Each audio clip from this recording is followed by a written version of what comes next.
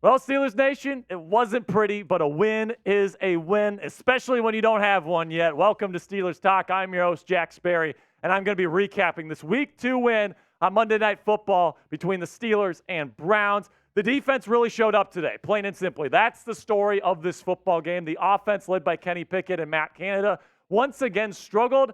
Granted, the Browns' defense is a really good team, but, man, 2 touchdowns defensively for the Steelers. One late with an Alex Highsmith strip sack with T.J. Watt picking it up, taking it to the house, and then an Alex Highsmith pick 6 on the first play of the game. That is what made the difference in this football game as you take a look at the final score here. 26-22, Steelers escape Week 2 with a win with 2 defensive touchdowns. And look at that stat line for Kenny Pickett. That tells you all, man. Just 50% completion percentage. Let me repeat myself. 50% completion percentage, 222 yards. 71 of those coming on a George Pickens touchdown there. George was fantastic today. But 1 touchdown, 1 interception. Should have been 2 picks for Pickett today. Not a good day for KP.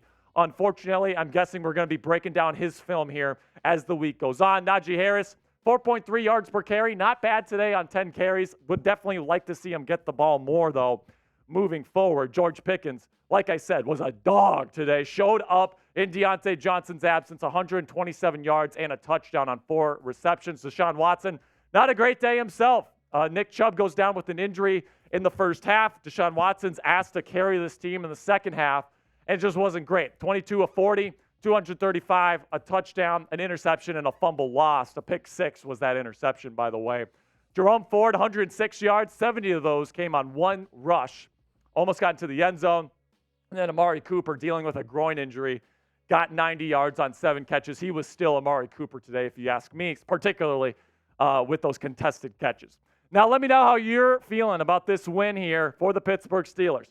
Grade their performance tonight. Give me a grade, A, B, C, D, or F, down there in the comments section. And this is going to be the pinned comment on today's show. So YouTube's going to throw you an ad break here in just a couple of seconds. Take advantage of that time, but give me a grade for the Steelers win tonight.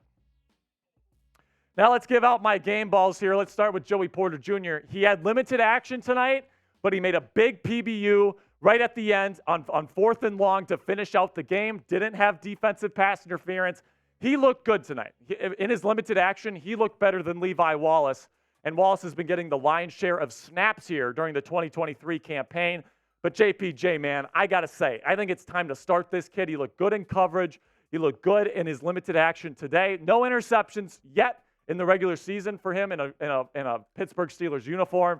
But given the way that he's played, I'm guessing he's going to be playing more and more as the weeks go on. And that first interception is right around the corner.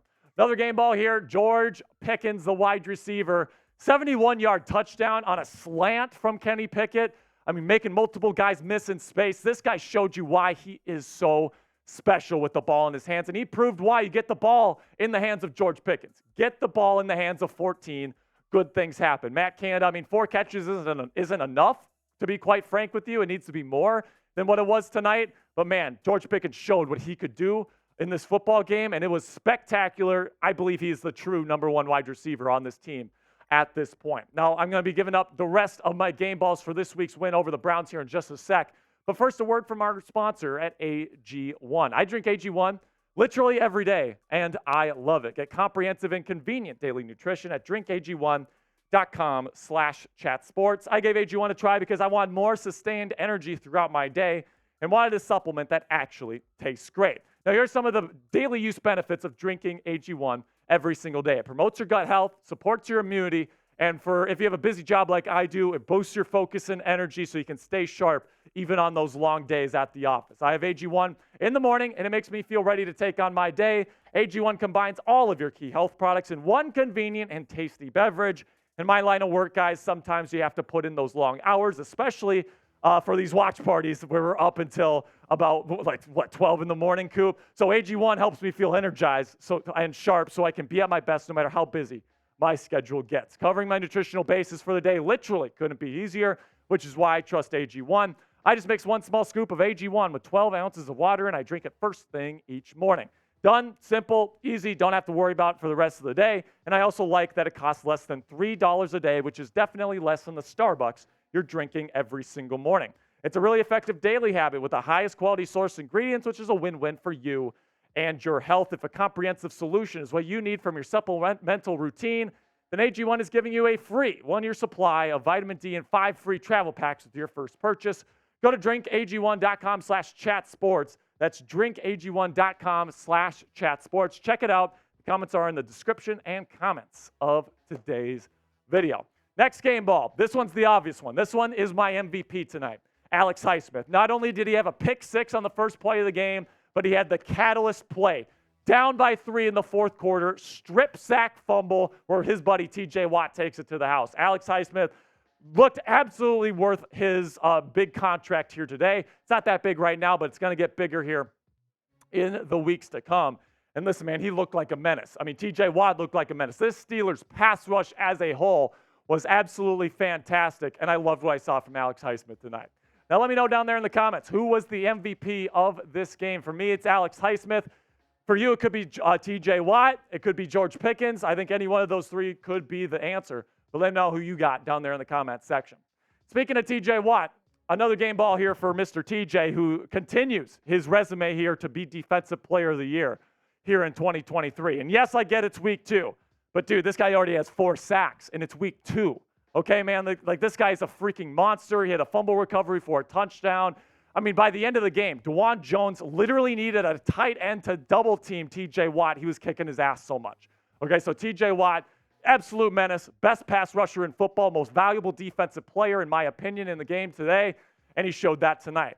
Now, make sure you join the team here at Steelers Talk and subscribe for the best Steelers coverage here on YouTube.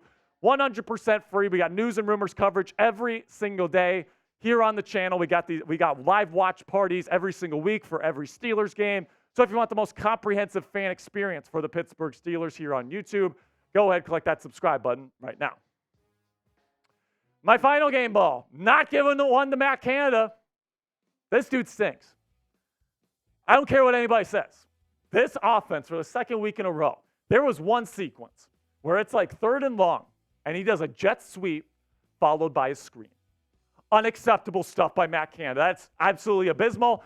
No way he gets a game ball tonight, man. I mean, this team won in week 2. They were resilient, but no thanks to Matt Canada, okay? Kenny Pickett didn't look comfortable whatsoever. The run game had good spurts, but it wasn't fantastic all night long. And then at the end of the day, man, like, it just, if the defense has to score 2 touchdowns for you to win by 4, that's kind of crazy if you're the offensive coordinator, if you ask me. All right, so let's have some final thoughts here on this one. Good win for the Pittsburgh Steelers. I think they showed their resiliency here, but here's my biggest takeaway. This offense needs to get better and get better fast. Now, you got the Raiders and you got the Texans coming forward here, and their defenses aren't as good as the 49ers and the Browns, okay? So that's the one thing that you can look at where it's like you've played good defenses, but, just looking at the film, looking at what Matt Canada is doing with this offense, I'm not liking what I'm seeing. Kenny Pickett is not accurate right now. There's multiple bad misses per game at this point. That's not on the defense necessarily. That's not even on the offensive line, who, by the way, has not looked good through 2 weeks. Kenny Pickett was not good tonight. But listen, man, that defense, just like it did last year, it was the catalyst for victory. I think if the Steelers can get this run game going at least moving forward, I think the Steelers team could win some football games. And once again, Mike Tomlin can get to at least 9-3. And once again, the Pittsburgh Steelers just cannot be beat when playing the Browns at Acrisure Stadium. That's 21 straight games in a row in Pittsburgh, by the way, between these two rivals. That's going to be it for me today, guys. Really do appreciate the support. Make sure you click that subscribe button to join our family and our watch parties every single week. If you missed this week's watch party, that's too bad. It was a great time, but you can join us next week by clicking that subscribe button right now.